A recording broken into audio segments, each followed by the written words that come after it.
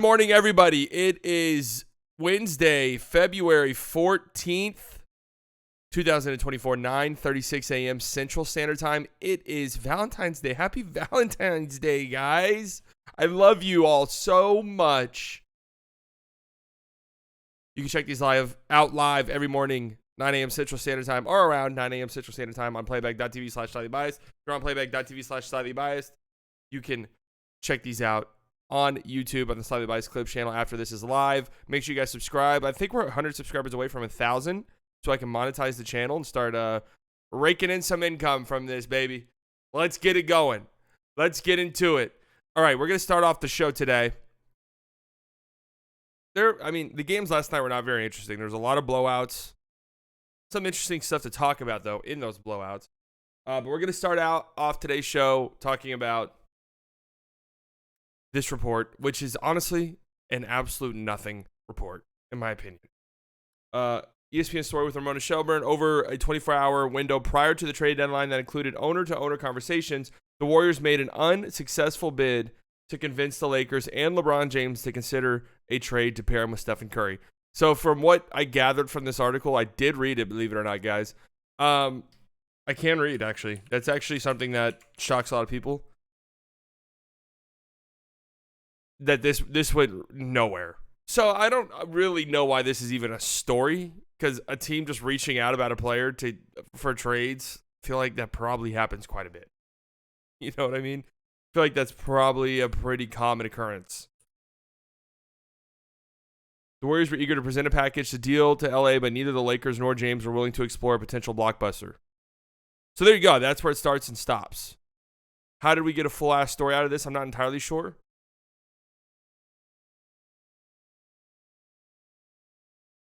But this was also kind of an interesting little tidbit here.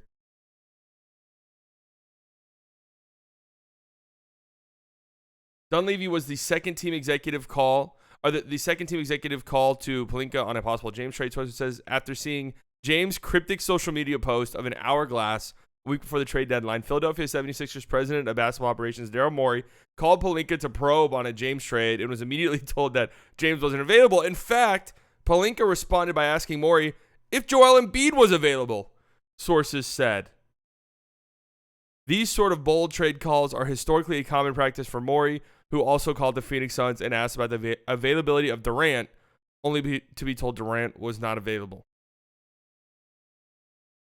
Wait, he called the Phoenix Suns about Durant this trade deadline? That's actually hilarious if it was this trade deadline that he called about Kevin Durant. So anyways, this was a big sort of Woj dropped this earlier this morning when he came out. Everyone on Twitter was like, oh, but then you look into it and it's like, oh. Kind of just a nothing-ass story.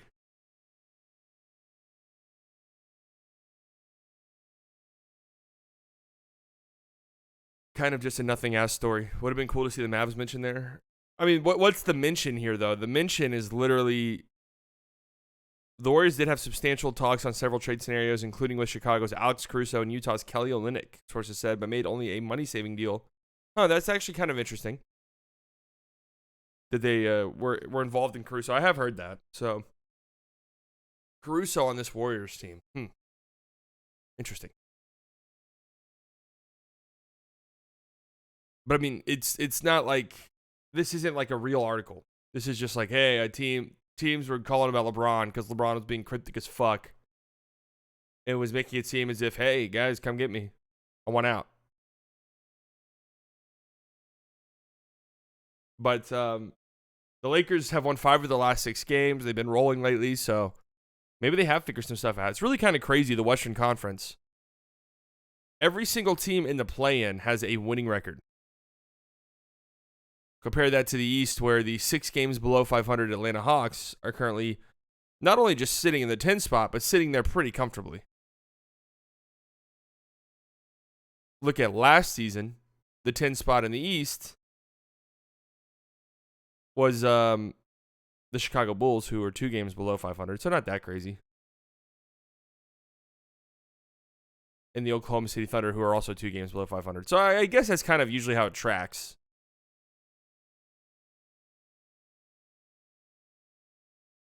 But it's kind of funny. Like, you look at the top 10 right now in the West, the way the Warriors have been playing lately, the way the Lakers have been playing lately. I mean, the Kings, I think, are easily the worst team here. Like, easily. If I had to pick one team in this group of 10 currently in the play-in or playoffs in the West and say, this is the team I'd want to play, it would easily be the Sacramento Kings.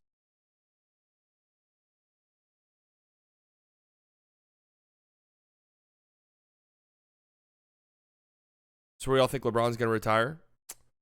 That's just a tough one, man, because it's like, let's say Bronny does declare and gets drafted. The one thing why everyone's like, okay, he's staying in LA. He's going to stay in LA because Bronny's at USC and he wants to be close to him. That's gone. So I could see him on the move, but then where does he go? Does he go to Philly? I can't picture LeBron in Philly. The fit does kind of make sense, and they have money to spend in the offseason, but like, I just can't imagine him being in Philadelphia. It doesn't like click in my brain. Does he go back to Cleveland? Part 3? Miami, maybe? Let's not forget, man, that I think that they made up and everything, but that was like an uncomfortable exit.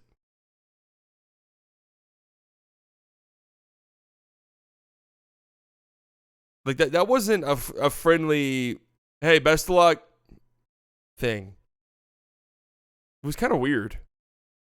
I'm sure they made up, of course, but I mean, Dallas does kind of make some sense. Yeah, him staying in LA. But the funny thing is, he's going to be 40 years old next season. If he stays in LA, whether he picks up the player option or re-signs there, whatever the case may be, his leverage is gone for any moves ever. If I'm the Lakers, I'm saying, hey, you could have left a million times. We're not trading future first-round pick because you're throwing a fit because the team's on a 3-game losing streak. You know, that shit's over. Your leverage is gone. Where are you going to go?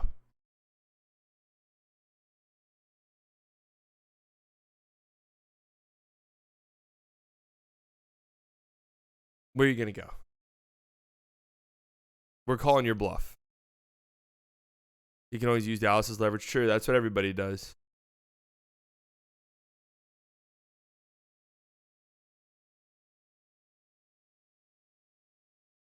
Is LeBron our missing piece? Maybe. Did the Ringer update their top 100?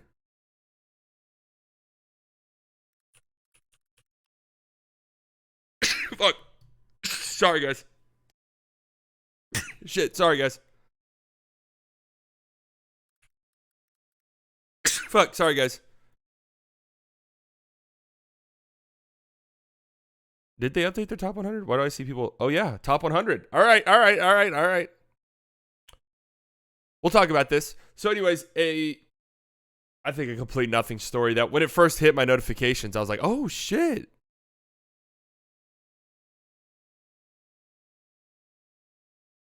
And then I read the story and I was like, oh, shit.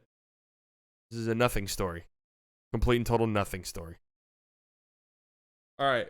Jokic number 1 still.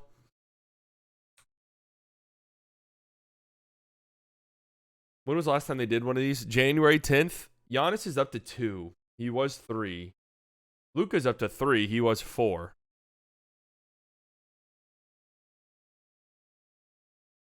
Embiid down to 4 only because of the injuries.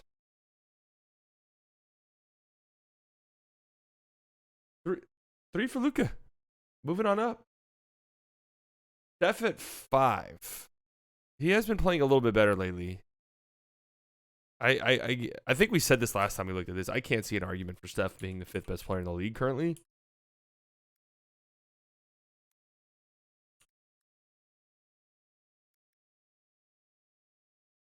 I don't see an argument there. But he has been playing better.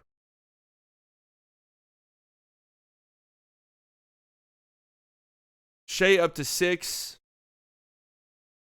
Steph is absolutely top 5.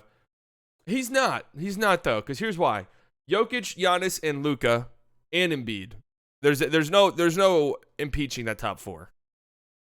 No one is getting in that top 4. Like that's set in stone. This season, right? Just in this season, Shai's been better than Steph. Kawhi has been better than Steph.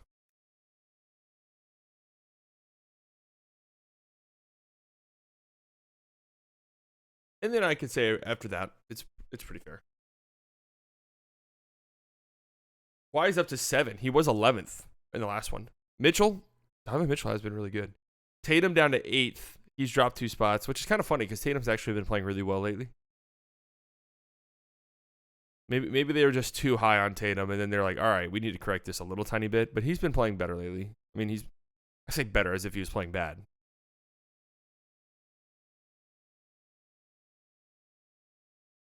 You have to win a championship this season and have a competitive team. Who you taking, Steph or Shai?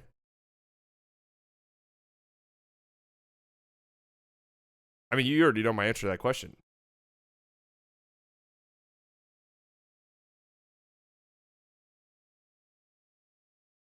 No.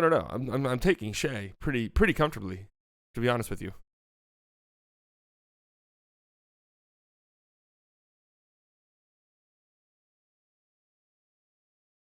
Based on my eyeballs telling me Shai's better at this point.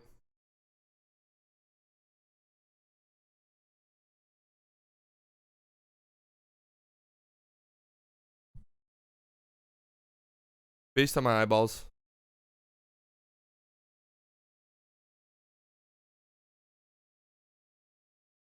Guys, Shai's the second in the league in points per game and first in steals.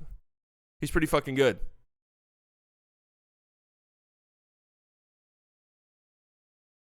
He's pretty good. KD 9th. Booker 10th. AD 11th. LeBron, Halliburton, Donovan Mitchell 14th. I personally would have Donovan Mitchell ahead of Halliburton.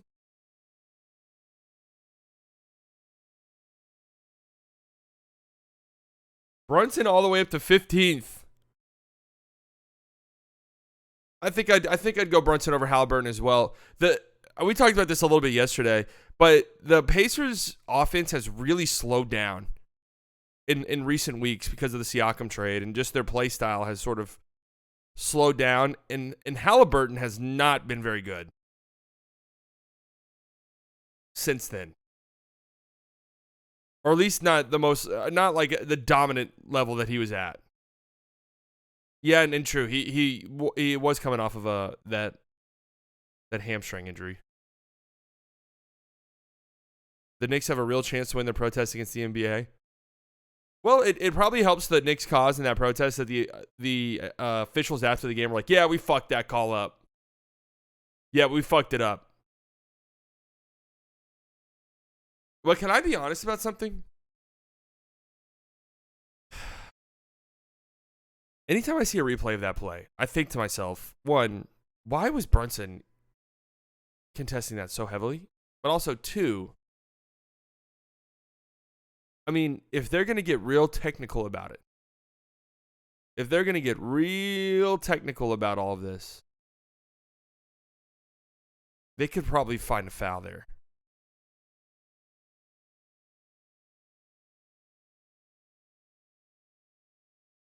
Like, if they wanted to get real technical about it.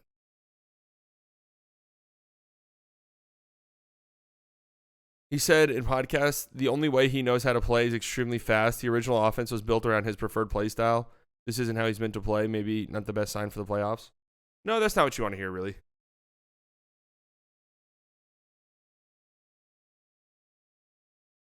Have the Knicks won a game since the podcast? What podcast?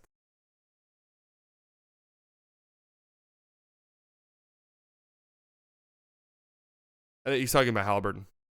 Donovan Mitchell 14th, Brunson 15th, Jimmy down to 16th. Jimmy's been turning it on lately, though. This shit always cracks me up. Fine purveyor of coffee. Anthony Edwards 17th, Fox at 18th. There's just no way De'Aaron Fox is a top 20 player in the league.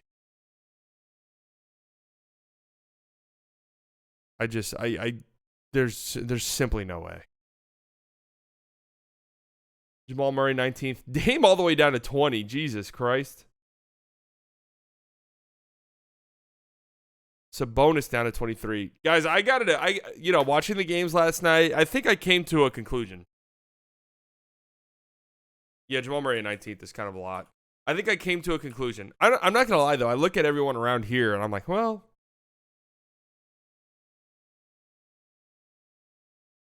maybe I'm a little too hard on Domantas. Maybe I'm a little too hard.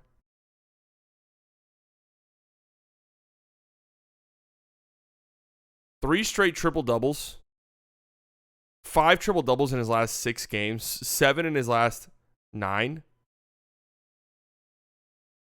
Now, I do think his assist numbers are jokes. Like, I'm sorry. I think his assists are complete and total jokes.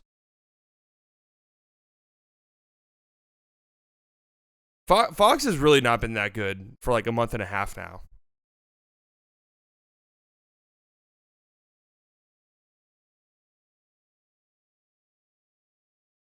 Sabonis is good. His assists are his assists are just incredible. Like, come on.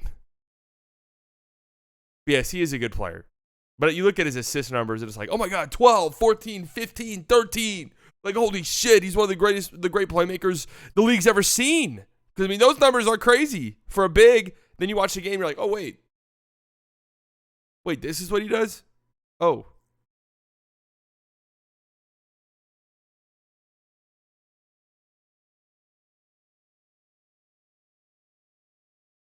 Like, oh, wait. Murray's a good enough player to be 19th? Yeah, like I said, I mean, I don't think I'd have Jamal Murray 19th. By the way, I am doing a top 100 player list in the next week. I am already working on it. But this just feels like, especially because he hasn't moved at all, except dropping. This just feels like, all right, he had a good playoff run, and we're scared of getting yelled at if we drop him.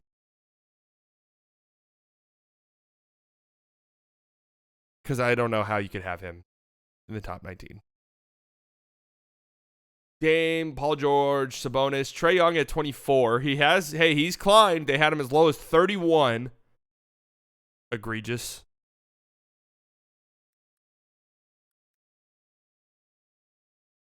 Harden 25. All right. Maxey at 28.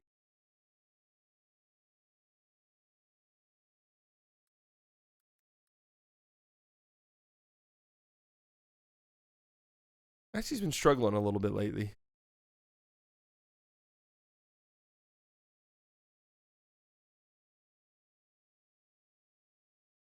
Can we have a... So I like Tyrese Maxey. I think he's deserving of being an all-star, but I'm just throwing this out there as a talking point. Because whenever Trae Young needs to be an all-star, and we were talking about snubs, and we were talking about who he deserved to be there over.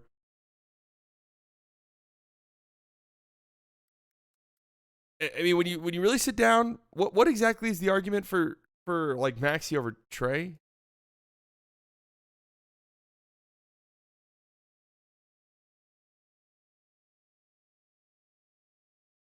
Maybe it's just a little recency bias because Maxey has kind of struggled a little bit lately.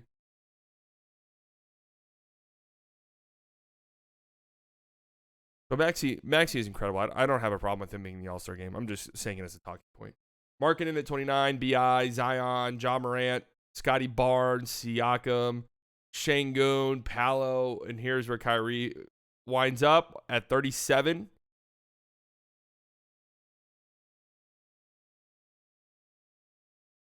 Absolutely no way in shape or form is Paolo better than Kyrie Irving. In fact, you want to know something? Watching that game last night, watching the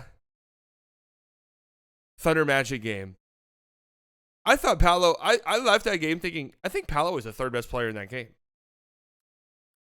Behind Shea, obviously, and J-Dub. Like, I think those were the two best players in that game pretty comfortably.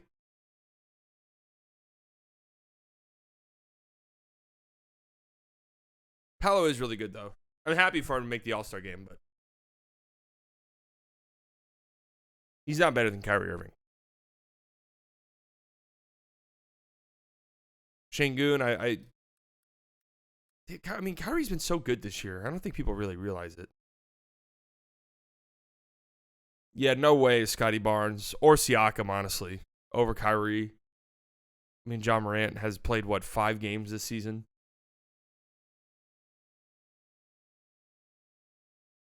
Paolo's better than J-Dub, but it's closer than some think. I honestly don't know. And that's not shitting on... That's not me shitting on Paolo. That's more just, hyping up J-Dub. Vic all the way up to 38. All right. I'm anxious to see where I end up putting him in my top 100. Derek White drops down to 41.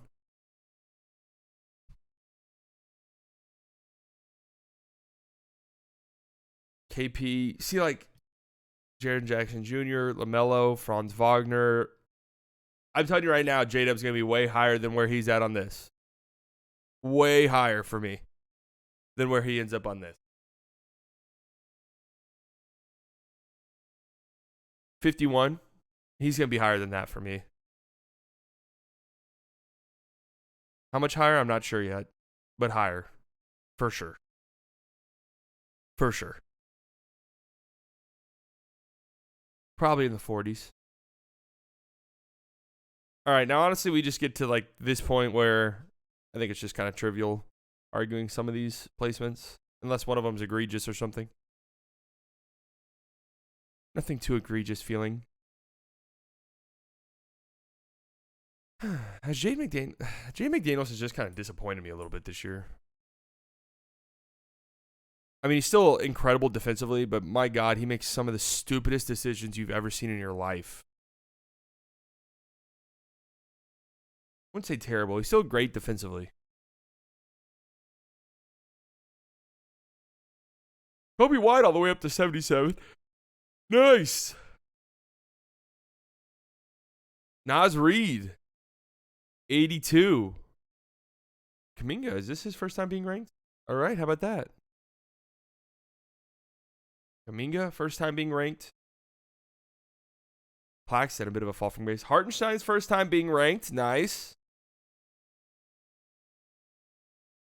Maybe we were a little too quick on the Jaime Jaquez thing.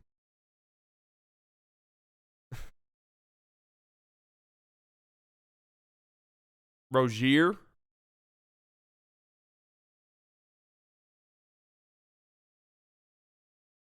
All right. I mean, changing your top 100 player list every month kind of makes it a little less fun. No, the Mavericks do not have enough assets to get Mikal Bridges. Doing it once a month takes the fun away, in my opinion.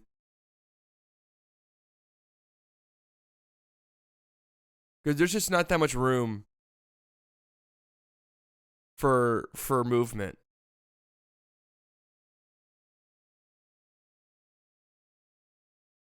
When you update them every 4 or 5 months, then you can get some real movement. So yeah, 2 Mavs in the top 100. All right, let's bounce around the league last night. The Thunder beat the Magic. This was Paolo Banchero's first career nationally televised game, or at least TNT game. I don't know if he's been on NBA TV. I don't know. Do they count NBA TV as nationally televised games? When they say nationally televised games, do they count NBA TV?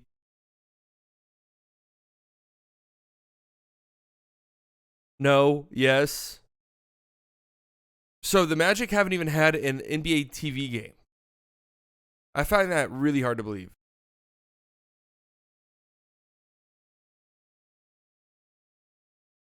Or was it Paolo's first game on TNT? Regardless, the Thunder get a nice win again. Jalen Williams, J-Dub was great. 33 points, 12 of 16. Yep, OKC really bounced back in an impressive way. Shea finished with 32, even though, he turned it around because I don't think he had a very good game, really. But still manages to finish with 32 and close the game and was talking shit to the crowd. I don't know if I've ever seen Shea do that.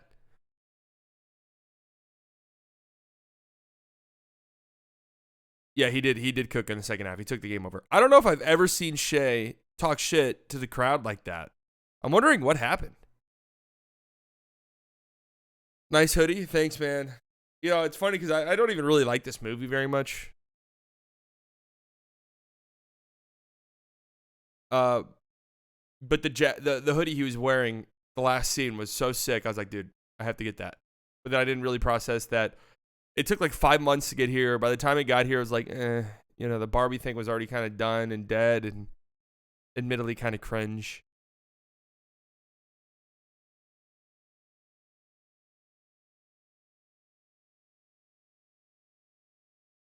Luka does that. ESPN talking about it for a week. Talk shit to the crowd. Luka does that all the time.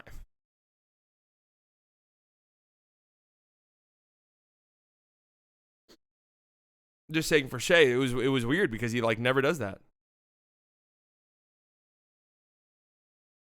I wonder what pissed him off. But a nice win for the Thunder.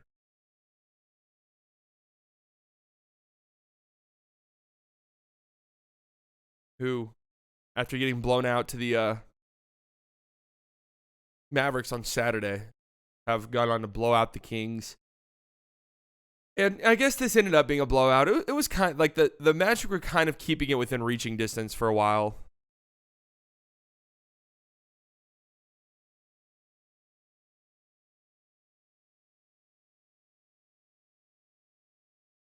The other TNT game, Kings and Suns. Sabonis played really well in this game. Fox had like a bad 40, if I'm being real. Like a 40 piece from De'Aaron Fox. But honestly, it wasn't 31 shots. He had 6 turnovers. Like, I don't think he played that great.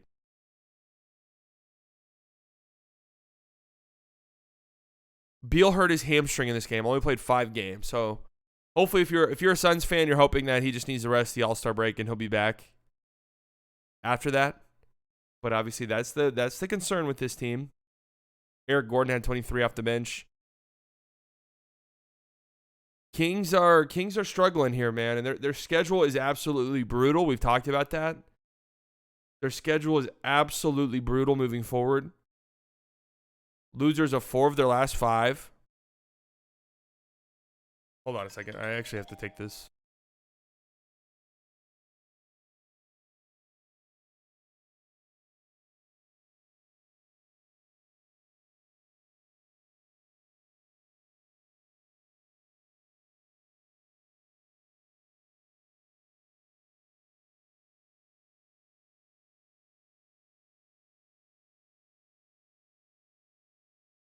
All right.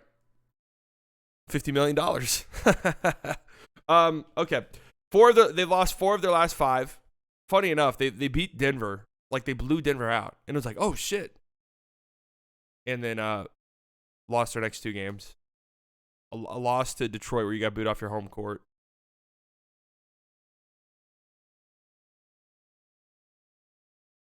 They got Denver before the All-Star break. Then the All-Star break, start the post-All-Star break part of your schedule with the Spurs.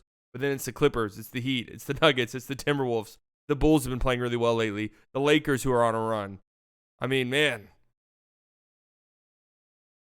It's tough. NBA Power Rankings? Let's read this. Updated today. Happy Valentine's Day, folks. Boston Celtics 1. Timberwolves all the way back up to 2. Hey, man, they got some nice wins lately. Blowing out the Clippers. Like, okay, I don't mind it. Cavs 3. Clips down to 4. Nuggets have lost 2 in a row. Can't feel good if you're a Kings fan. Just lost a tough game to the Suns. Now you're on the second night of a back-to-back in Denver. The Nuggets have lost 2 straight games.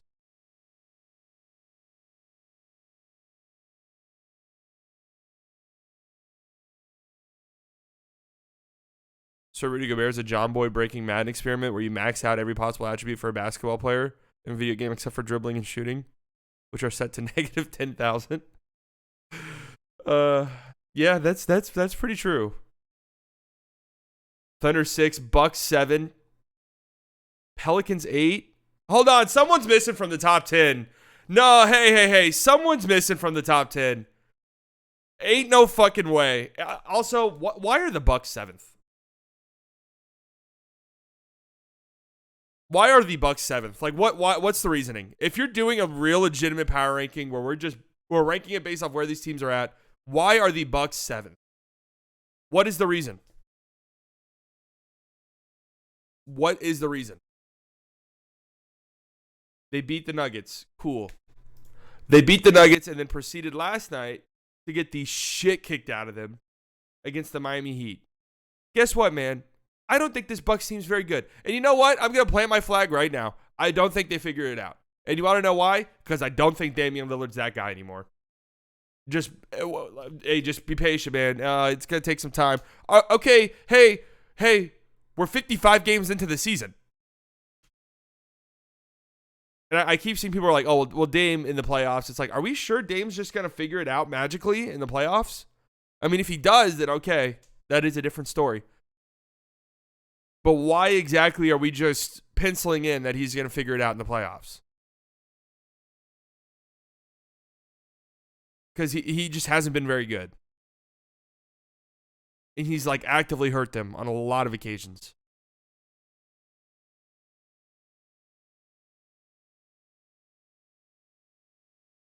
And you know what? He's 33 years old. He's a smaller guard who relies a lot on athleticism and his quick twitch. Hey, and you know what? Maybe he's just lost a bit of a step. And now, this is who he is. It's possible he turns it around, but why are we so confident about it? I'm not. The Bucks should not be 7th. That's a fucking travesty. Pelicans 8th. Knicks 9th. Suns 10th. Mavs up to 11th. They gotta be top 10, bro. And I'm just saying this from a completely unbiased perspective. They gotta be top 10. Don't care who you gotta knock out. They gotta be top 10. Get the Bucks out of the top 10.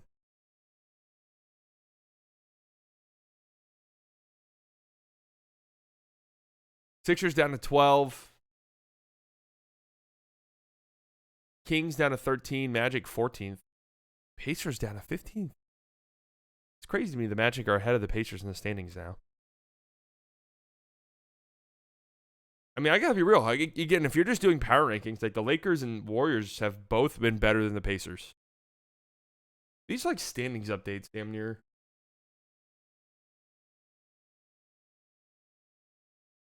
Like these just feel like standings updates. Man, these teams are all so bad.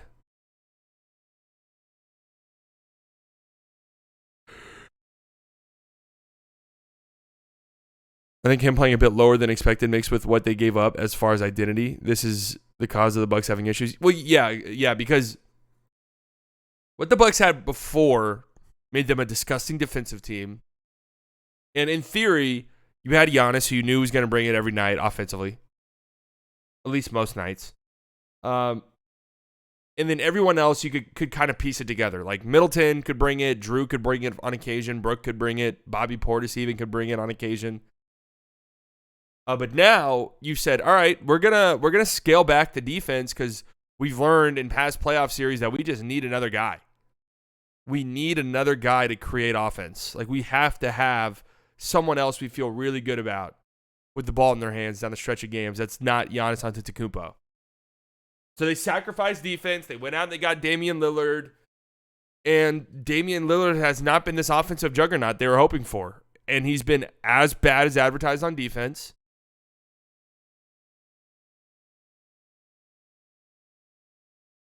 Roster building is complex. It's delicate. But then there's also another piece you need to consider here. Is we have 2K brain, right? Another piece you have to consider is if that's what it costs to keep Giannis in the building, you had to do it. It's like when people shit on the Paul George trade package. You have to look at that Paul George trade package as Paul George and Kawhi Leonard. It can't just be Paul George. They basically traded all of that. What the Clippers gave to the Thunder was basically for Paul George and Kawhi Leonard because that was the only way Kawhi was going. So You have to look at it that way. There's a lot to give up for Dame. It hasn't really worked out, but if it kept Giannis happy and willing to sign a contract extension, then you kind of have to do it.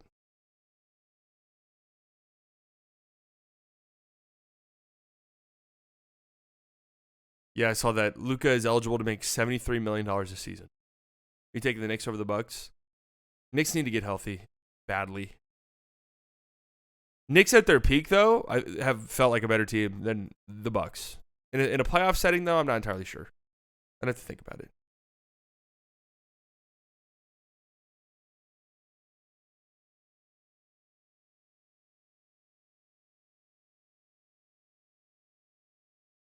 We talk about this Bucks game, kind of.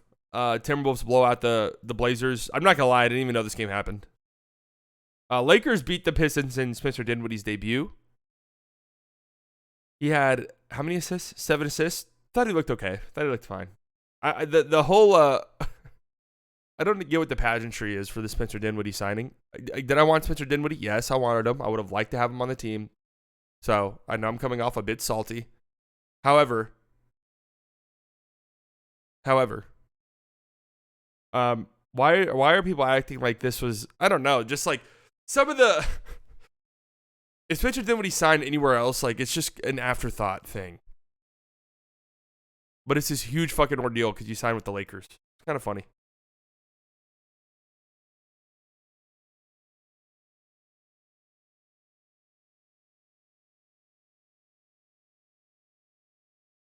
Celtics beat the Nets. Tatum goes off.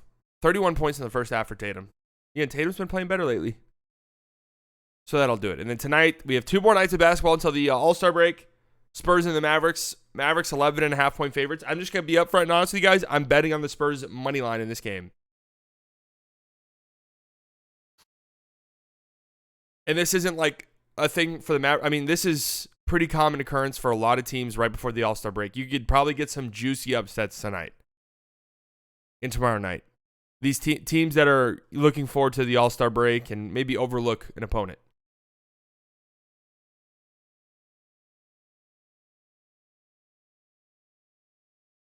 But a busy slate of games. Trying to see what are the good games. Hawks Hornets. Knicks Magic. Kind of fun. Magic on the second night of a back-to-back. Heat Sixers. Yeah. Nets Celtics again. Didn't back-to-back nights.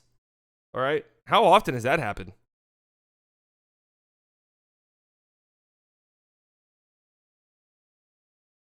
That's kind of weird.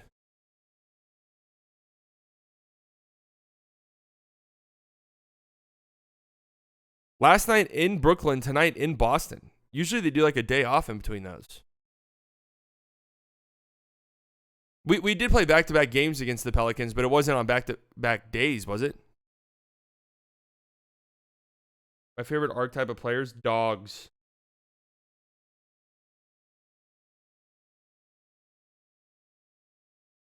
Bulls Cavaliers on ESPN. All right. Show off those Cavaliers. James Johnson, yeah. Pacers, Raptors, Rockets, Grizzlies, Wizards, Pelicans, and Kings, Nuggets is fun. Kind of sucks the Kings are on the second night of a back-to-back. Pistons, Suns, Lakers, Jazz is kind of juicy. It's important if the Jazz really want to compete for a playing spot. This is an important game. Clippers and Warriors. That's a pretty good game too. So we'll see what we're in store for.